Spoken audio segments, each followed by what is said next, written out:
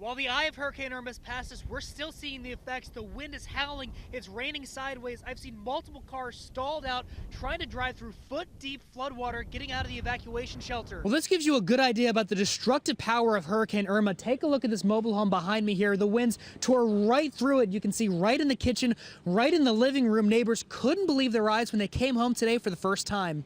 A community changed forever. Destruction. I mean, it's like a bomb hit this place. Gusts of 140 miles per hour toppled trees, power lines, and light posts and ripped through this mobile home park.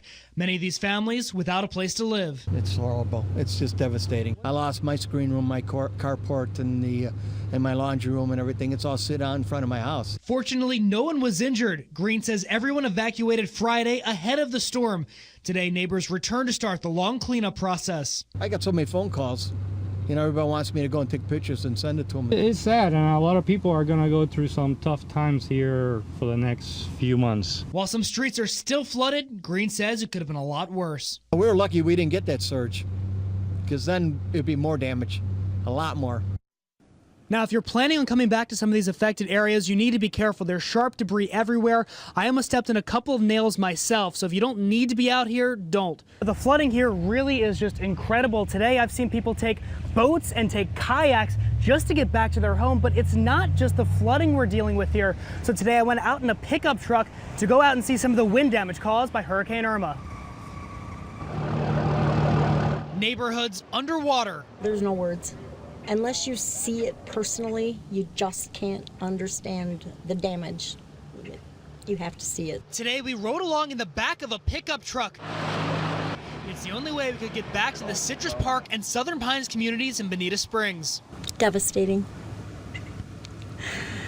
It's some houses are good and others are completely gone. Wind gusts topping 100 miles an hour tore apart manufactured homes in Southern Pines.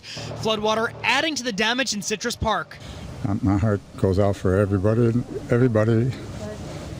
I'm sorry, but it's just, it's act of God, I guess. The floodwater is about 3 feet deep here. I'm seeing fish swim right through the street and sharp metal objects everywhere.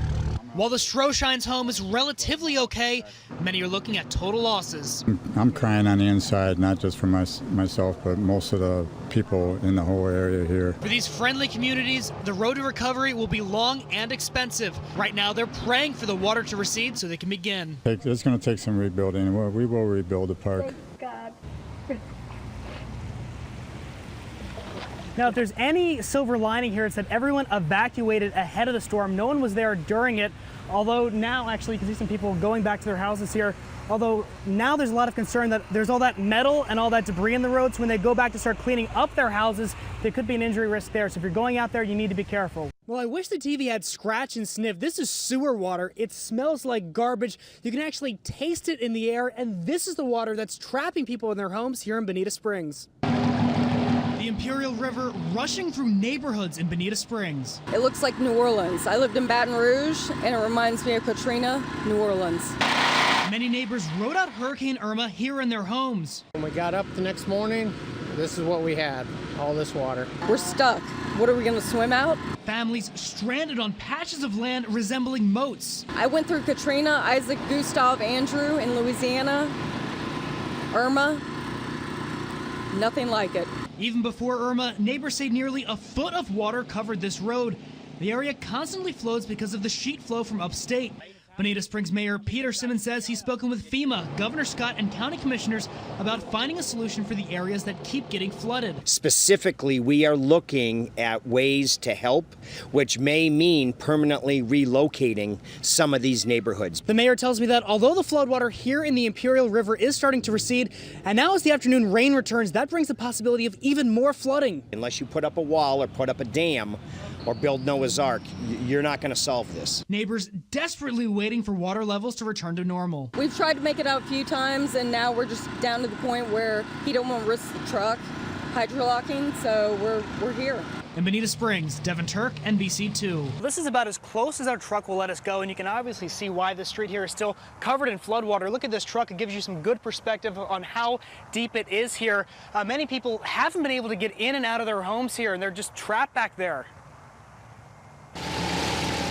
It's been a nightmare. We left alone here.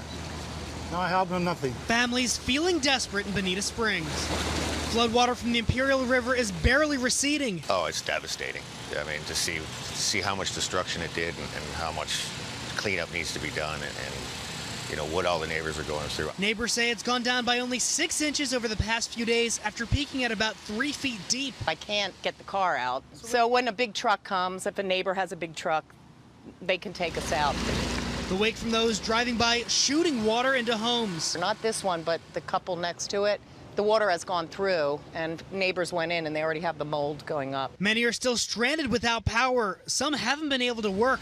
Neighbors haven't had mail, trash, or recycling service in weeks. They've got a lot of rotten meat and a lot of rotten food to get rid of and no way to get rid of it. It smells like rotten garbage and dead fish. They're finding dead fish washing up behind their homes. So we've just been scooping them and throwing them over there. The Salvation Army delivered more than 200 meals along with food, water, and supplies to families today. Neighbors used to dealing with flooding say it could be weeks until life returns to normal. It's going to be a month and a half before this dries out, if I had to guess, watching what happened from the last storm. Now, there are more than 40 houses back here. Some of the people living here suggested that the city maybe bring out a dumpster and put it out here. That way people can throw their trash away. I brought that idea up to the mayor today of Bonita Springs, but so far I've yet to hear back if they plan on actually implementing something like that. This neighborhood got it just about as bad as anybody. We're talking about 3 feet of water inside some of these homes here. So why is it a full 16 days after Hurricane Irma are we still seeing sights like this? Right now we're just shoveling a little bit drywall. As families continue to pick up the pieces, they're reminded of just how bad the flooding was. After 2 or 3 days more, it was after the knee, but once the storm hits, it was up to the hip. This new video from our Sky 2 drone shows how bad the flooding still is in some places.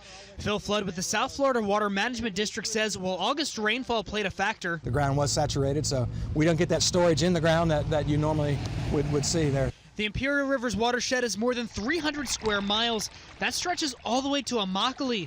That means all the water in the area uses the river to flow to the Gulf. And Hurricane Irma brought 20 inches of rain in spots. And so we have this extensive amount of rainfall that's trying to make its way out through the river, and it's backing up, and you're seeing all the flooding that's occurred. The district put 2 pumps on Bonita Beach Road to pump the water south to the Cocohatchee Canal in Collier County. From there, the water will flow out through the river into the Gulf of Mexico. And what we're doing is we're moving water from the one watershed and taking it down into another. They also have pumps taking water out of the Corkscrew Swamp so it doesn't get in the Imperial River watershed. They started last Friday because the levels were finally low enough in the Cocohatchee Canal. The quicker we can get water out of the watershed over here, the quicker the water levels will drop in the Imperial River.